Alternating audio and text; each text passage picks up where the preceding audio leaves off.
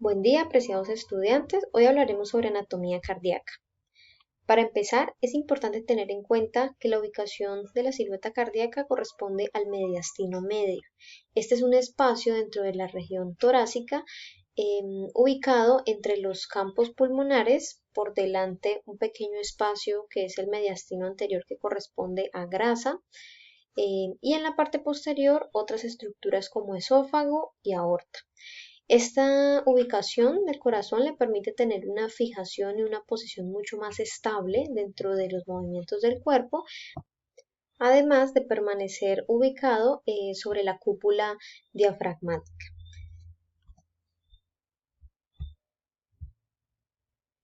Para hablar del posicionamiento a nivel cardíaco, es importante que primero nos ubiquemos en sus caras. El corazón va a tener entonces una superficie diafragmática que será la cara inferior, es donde está ubicado sobre este músculo. En la parte posterior encontraremos la base, en realidad es una ubicación postero-superior ya que el corazón presenta una inclinación, una superficie anterior, dos superficies pulmonares, una derecha, una izquierda, y un borde que será el vértice y que corresponderá a la unión de los dos ventrículos. Aquí podemos observar la distribución de las cavidades, entonces podemos ver cómo dos venas, en este caso la cava superior y la cava inferior, van a ingresar al atrio derecho. Posteriormente van a atravesar una válvula atrioventricular denominada tricúspide. Pasa la sangre al ventrículo derecho y una vez aumentada la presión en este espacio se abrirá otra válvula, una válvula semilunar denominada pulmonar, que dará paso al tronco pulmonar. Este se divide a su vez en dos arterias pulmonares, una derecha y una izquierda, para cada uno de los pulmones, donde se hará el intercambio gaseoso. Una vez la sangre se ha recargado de oxígeno y ha dejado desechos como CO2, será transportada nuevamente hacia el corazón por venas pulmonares. Llegarán hacia el atrio izquierdo, en este caso llegarán dos venas pulmonares derechas, dos venas pulmonares izquierdas. La sangre pasará por una válvula atrioventricular que es la mitral o la bicúspide hacia el ventrículo izquierdo y finalmente se abrirá la válvula semilunar aórtica para permitir que la sangre vaya en su recorrido por la aorta hacia el resto del cuerpo. Aquí podemos observar algo de la mecánica cardíaca en la cual podemos visualizar el recorrido de esta sangre. Como lo habíamos mencionado, la sangre venosa recorre la parte derecha del corazón, pasa por el atrio derecho, pasa al ventrículo derecho, pero es conducida a través de vasos sanguíneos que tienen una estructura de arteria, lo que corresponde al tronco pulmonar y las arterias pulmonares. Una de las razones es su formación embriológica, pero también debemos tener en cuenta que la pared de los ventrículos es una pared mucho más gruesa por su componente muscular, lo que significa que la presión con la que será eyectada la sangre será mucho mayor y este vaso sanguíneo, al tener una estructura de arteria con una túnica media mucho mayor, le permitirá mantener la presión sin debilitar las paredes. Caso contrario, ocurre cuando la sangre regresa al corazón, regresa una sangre arterial, pero regresa por una estructura que es venosa, ya que la aurícula o el atrio en este caso presentan paredes muy delgadas y la arteria, la estructura de la arteria por la presión que mantiene podría lesionar estas paredes. Debemos tener en cuenta esa circulación pulmonar, ese recorrido de la sangre entre el corazón y el pulmón y nuevamente regresar hacia el corazón. Como mencionábamos ahora, todo el lado derecho del corazón es venoso, también denominado bomba cardíaca derecha, porque allí se recibe esa sangre y se transporta hacia el pulmón. Lo que llega nuevamente al corazón será sangre arterial y solo debe recorrer la bomba cardíaca izquierda en este caso. A nivel del pulmón, en el alvéolo será donde se haga el intercambio gaseoso, esa sangre venosa que llegará por medio de las arterias pulmonares entregarán su contenido de CO2 al alvéolo y el alvéolo entregará el contenido de oxígeno a esta sangre, teniendo en cuenta que un glóbulo rojo tiene la capacidad de albergar 4 moléculas de oxígeno. Entonces, para tener en cuenta, las arterias pulmonares llevarán sangre venosa desde el ventrículo derecho hacia el pulmón y las venas pulmonares llevarán sangre arterial del pulmón hacia el corazón, en este caso al atrio izquierdo.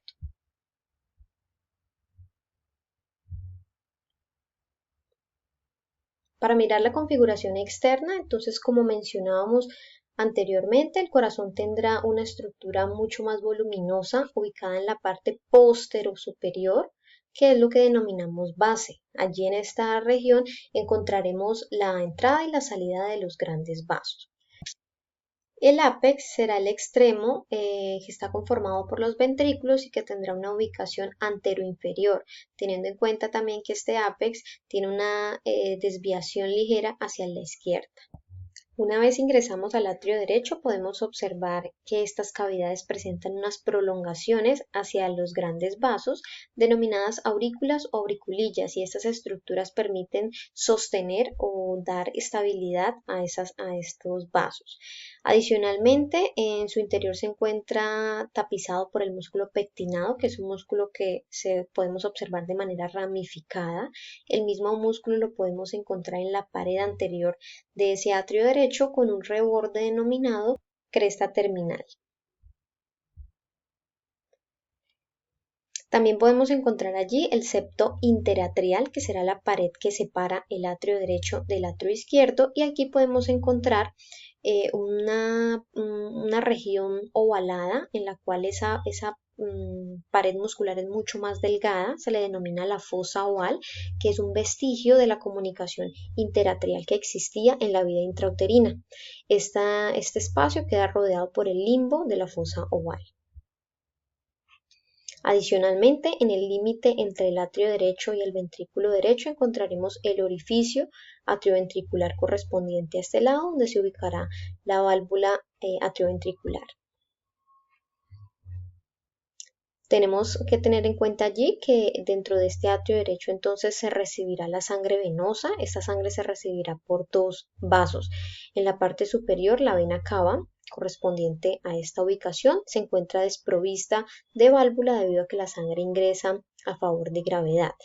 En la parte inferior encontraremos el orificio de la vena cava inferior. Esta sí presenta una válvula que le permite evitar el retorno de la sangre. Al lado encontraremos también el orificio del seno coronario, el cual corresponde al espacio donde drena la sangre venosa propia del corazón al atrio derecho, y presenta también una válvula propia para esta estructura. Pasando al ventrículo derecho, podemos observar que en la cara anterior se encuentra una dilatación que está previa al origen del tronco pulmonar. Esta dilatación se conoce como el cono arterioso, y desde allí se emerge este conducto con una estructura arterial, aunque su contenido es venoso. En su configuración interna también podemos observar aquí la conformación de la válvula tricúspide, que es la válvula atrioventricular del lado derecho. Esta válvula recibe su nombre porque tiene tres cúspides o tres valvas. En este caso podemos encontrar la cúspide septal, que se dirige hacia el tabique septal o interventricular, una cúspide posterior y una cúspide anterior.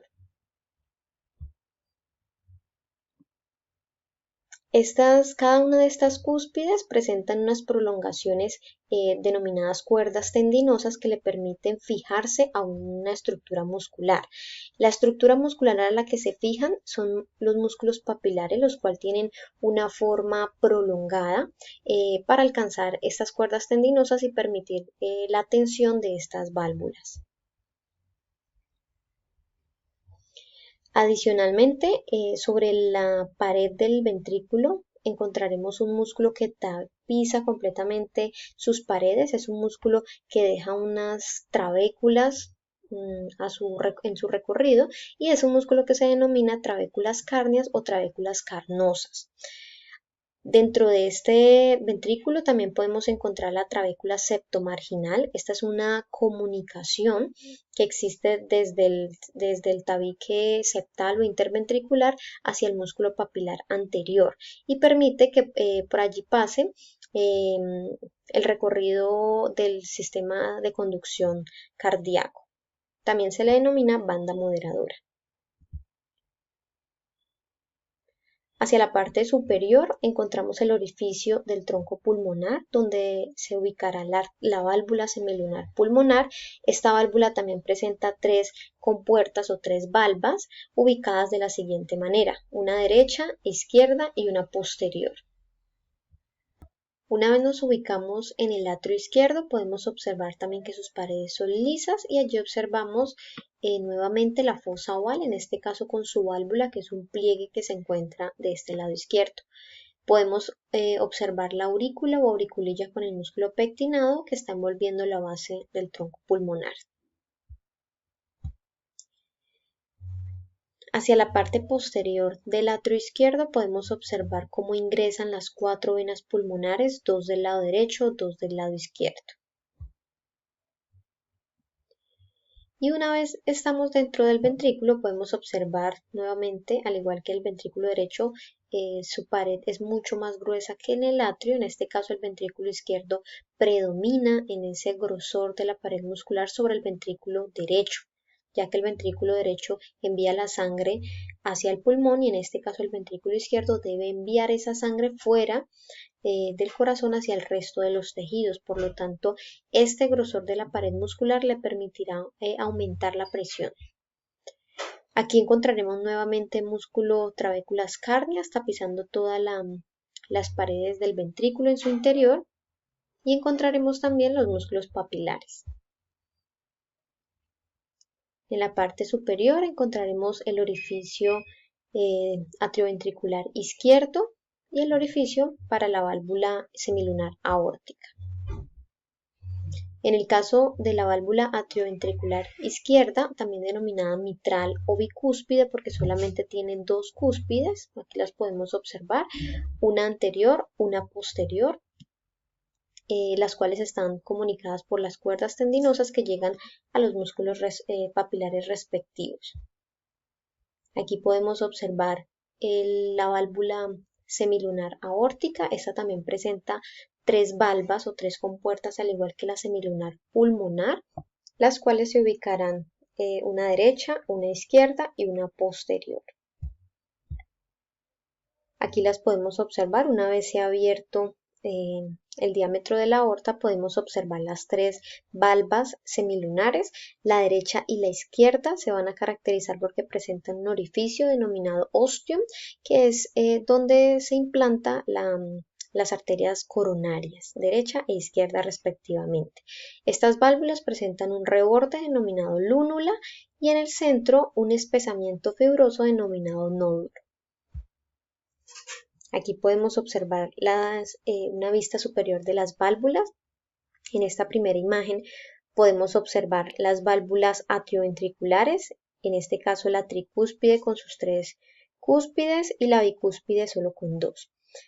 Y hacia esta localización podemos observar primero la válvula aórtica más cercana hacia las atrioventriculares y la semilunar pulmonar. Podemos observar que en este caso las dos válvulas semilunares presentan tres compuertas. Estas imágenes nos permiten además visualizar la funcionalidad de estas válvulas en dos movimientos diferentes del corazón. La diástole ventricular corresponde al llenado de los ventrículos. Es cuando las cavidades ventriculares se encuentran dilatadas, llenándose completamente de sangre. Una vez se ha depositado toda la sangre allí, ella generará presión sobre sus paredes y obligará a que las válvulas semilunares se abran para permitir que la sangre pueda correr del ventrículo derecho hacia el tronco pulmonar y del ventrículo izquierdo hacia la aorta. En este caso, entonces, como apenas está llenando los ventrículos, ellos están llenando desde los atrios. Los atrios depositan su contenido sanguíneo allí, por eso aquí podemos observar las válvulas atrioventriculares abiertas comunicando hacia el ventrículo. y las válvulas semilunares durante ese llenado deben permanecer cerradas para evitar que la sangre pase previamente a estos conductos vasculares. En esta imagen podemos observar la sístole ventricular, nos hace referencia a la contracción del ventrículo posterior al llenado. Cuando ya se ha llenado completamente, se aumenta la precarga sobre esas paredes y debe hacer contracción. En esta ocasión, las válvulas atrioventriculares deberán cerrarse para evitar que la sangre se devuelva hacia estas cavidades y deberán abrirse las válvulas semilunares para permitir el paso de la sangre. Aquí nuevamente visualizamos la posición de las válvulas. Aquí podemos ver la funcionalidad en pro de ese recorrido de la sangre. Entonces observemos aquí, por ejemplo, las flechas nos muestran que la sangre está saliendo del ventrículo izquierdo hacia la aorta. En este caso estaremos hablando de una sístole ventricular para que esta válvula semilunar esté abierta. En esta imagen vemos cómo el atrio izquierdo drena al ventrículo izquierdo, entonces esto corresponde a la diástole ventricular. Y en este orden de ideas, pues la válvula bicúspide estará abierta y estará cerrada la válvula semilunar aórtica. Durante el desarrollo fetal existe una comunicación que se llama conducto arterioso. Este presenta una comunicación entre el tronco pulmonar y la aorta, la cual permite pasar la sangre desde el tronco pulmonar hacia la aorta y evitar que se pasen hacia los pulmones. Durante el nacimiento, pues este conducto debe obliterarse completamente, formar un ligamento arterioso que corresponderá al vestigio de ese conducto. En algunas ocasiones, el conducto persiste, se denominará conducto arterioso persistente y permitirá la comunicación constante de los dos contenidos sanguíneos, alterando así las presiones de oxígeno. Una vez hemos visto entonces la estructura interna y externa del corazón, debemos hablar sobre los pericardios, que son esas membranas de tejido conectivo que lo rodean, lo protegen, permiten su movimiento y además de eso facilitan su ubicación. Empezaremos entonces ubicándonos en la imagen. Aquí podemos observar la sección del corazón que hemos tomado. Encontramos la cavidad cardíaca, en este caso el endocardio, que es esa membrana más interna del corazón, el músculo cardíaco, y este músculo estará rodeado externamente por una lámina visceral del pericardio seroso. Será la primera que lo rodeará íntimamente. Esta membrana hará un pliegue en la cercanía de los grandes vasos para conformar la lámina parietal del pericardio seroso nuevamente. Entre estas dos láminas, la visceral, que es la que está cerca o adherida al corazón, y la parietal, existirá una cavidad pericárdica que contendrá líquido para permitir la lubricación de este espacio y facilitar los movimientos propios del corazón. A esta lámina parietal del pericardio seroso se unirá una membrana adicional que es el pericardio fibroso, el cual permite además fijar el corazón a la cúpula diafragmática y al centro tendinoso del diafragma. El corazón entonces se encuentra irrigado por las primeras ramas que ofrece la aorta, la arteria aorta. En este caso hablamos de una arteria coronaria derecha y una arteria coronaria izquierda. En estas imágenes podemos observar la distribución de la arteria coronaria derecha, la cual emerge por delante de la auriculilla derecha, dejando ramas en su recorrido para el atrio derecho, el cono arterioso y parte de la pared anterior del ventrículo derecho.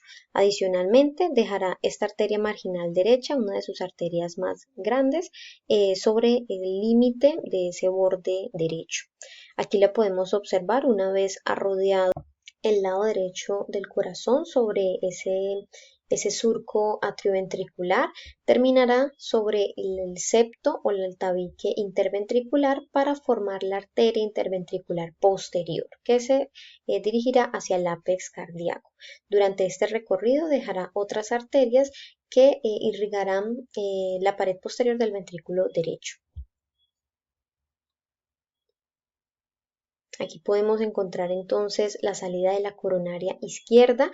Esta arteria es muy corta porque hace una bifurcación muy cercana a su salida y en este recorrido dejará entonces una rama anterior que se denominará interventricular anterior porque sigue la línea del septo interventricular dirigida hacia el ápex nuevamente y en su recorrido dejará ramos arteriales para el cono arterioso, parte de la pared anterior del ventrículo derecho y también del ventrículo izquierdo.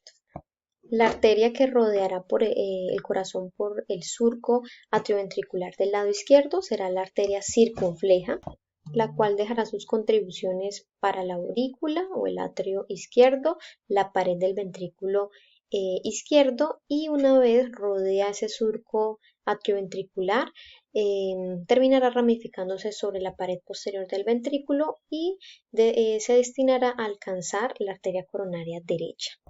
Para el drenaje venoso tendremos en cuenta que en la parte anterior del corazón la arteria interventricular anterior estará acompañada de la vena cardíaca mayor, la cual alcanzará el surco atrioventricular, acompañará en este caso la circunfleja y terminará sobre el seno venoso, que es una dilatación que se encuentra en ese surco atrioventricular, también denominado seno coronario, al que a su vez drenarán otras venas. En el caso de la pared posterior, la arteria interventricular posterior estará acompañada por la vena cardíaca media y la arteria coronaria derecha estará acompañada por la vena cardíaca menor. Este sería el movimiento del ritmo cardíaco en el cual podemos observar que los atrios hacen la contracción de manera simétrica, dan una ligera pausa y después se contraen los dos ventrículos al mismo tiempo. De esta manera se permite que las válvulas atrioventriculares, tanto la tricúspide como la bicúspide, puedan abrirse o cerrarse al mismo tiempo y lo mismo suceda con las válvulas semilunares aórtica y pulmonar. Para cumplir con estos movimientos simétricos, el sistema de conducción cardíaco es fundamental en cuanto a la transmisión del impulso a través de sus miocitos conducentes, es decir, la misma fibra muscular cardíaca permite la transmisión de este impulso eléctrico, ya que es una célula que tiene autonomía completa en su función. Para ello encontramos entonces en la aurícula derecha el nodo sinusal, el cual es una agrupación de estas células que permiten dirigir el impulso eléctrico por medio de unos tractos internodales que desplazarán o transmitirán ese impulso hacia la misma aurícula derecha y la aurícula izquierda para permitir que puedan contraerse al mismo tiempo. Adicionalmente, esta información terminará en otro nodo, que es el nodo atrioventricular, donde se realizará una pausa fisiológica que permita hacer el llenado de unas cavidades mientras las otras están en contracción. De este nodo atrioventricular emergerá el haz de His, el cual dentro del tabique interventricular se ramificará en una cruz derecha y una cruz izquierda y finalmente terminará ramificándose sobre las paredes de los ventrículos como las fibras de Purkinje. De esta manera se permite la transmisión del impulso eléctrico en el corazón, como lo podemos visualizar en esta animación. La circulación tendrá dos componentes. Hablamos de una circulación mayor, también denominada sistémica, y es la que se origina desde el ventrículo izquierdo, pasa hacia la arteria aorta y destinará la oxigenación a todos los tejidos. Una vez allí, los capilares venosos recogerán sus desechos, los transportarán por las venas cava superior e inferior y drenarán en el atrio derecho. La circulación menor o pulmonar iniciará en el ventrículo derecho, pasará por el tronco pulmonar hacia las arterias pulmonares dirigidos hacia estos órganos para hacer el intercambio gaseoso y regresarán por medio de venas pulmonares hacia el atrio izquierdo, como lo podemos observar en esta gráfica. La circulación menor desde el ventrículo derecho pasará hacia el pulmón para oxigenar la sangre y regresará al atrio izquierdo. La circulación mayor o sistémica desde el ventrículo izquierdo hacia el resto del cuerpo y regresará hacia el atrio derecho. Para reconocer los grandes vasos que rodean la silueta cardíaca, es importante que recordemos la estructura que presenta la arteria y la vena. En términos de la arteria, tendremos de manera externa una lámina serosa, una túnica adventicia que corresponde a células epiteliales. Tendrá una túnica externa que corresponde a tejido conectivo. Después encontraremos una túnica media que corresponde al tejido muscular liso, en este caso con una capa bastante prominente que le da la presión necesaria para mantener la sangre y dirigirla hacia los órganos. Tendremos una capa de elastina para permitirle que ese vaso sanguíneo pueda hacer vasodilatación y vasoconstricción, y finalmente en la túnica íntima encontraremos las células endoteliales. Como podemos observar aquí, el diámetro interno de la arteria es pequeño debido a que su pared muscular en la túnica media es voluminosa.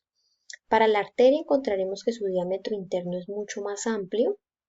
Tendrá una túnica media caracterizada por una pequeña capa de tejido muscular liso y no tendrá la túnica adventicia o la serosa.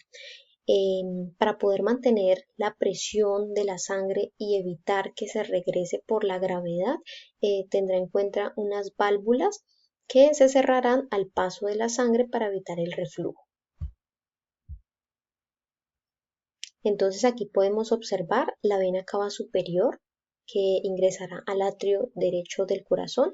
Esta vena cava superior está formada por las venas brachiocefálicas, una derecha y una izquierda, las cuales también a su vez estarán conformadas por las venas yugulares y por la vena subclavia. En la parte inferior alcanzamos a observar la vena cava inferior.